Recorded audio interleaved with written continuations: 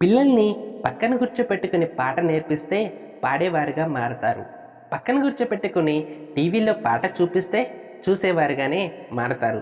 మంచి ఆటగాడు ఆడి ఆనందించడానికి గ్రౌండ్కి వెళ్తాడు. హాయ్ అండి, ఐఎమ్ రవికుమార్, పేరెంటింగ్ కోచ్.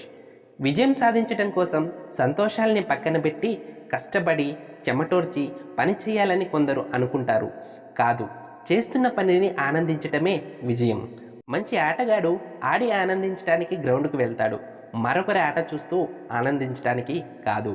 మంచి పిల్లలు చదువు ఆనందించడానికి కాలేజీకి వెళ్తారు, కబుర్లు చెప్పటానికి కాదు. చూడటానికి గ్రౌండ్కు వెళ్ళే వారిని ప్రేక్షకులు అంటాము.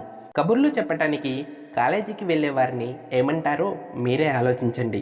మరొకరి ఆట చూడటం తప్పు కాదు, కానీ మనం కూడా ఏదో ఒక ఆట ఆడాలిగా.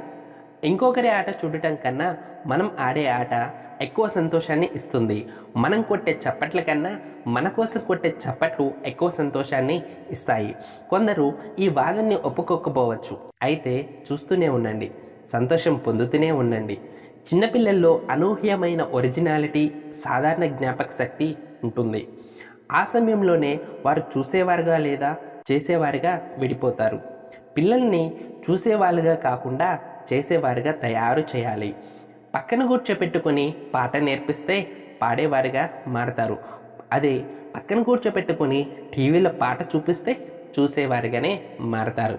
చూశారు కదా పేరెంట్స్, మరి మీ పిల్లల్ని పక్కన కూర్చోపెట్టుకొని పాట నేర్పిస్తారో, టీవీలో పాట చూపిస్తూ చూసేవారుగా తయారు చేస్తారో ఇక మీరే ఆలోచించుకోండి.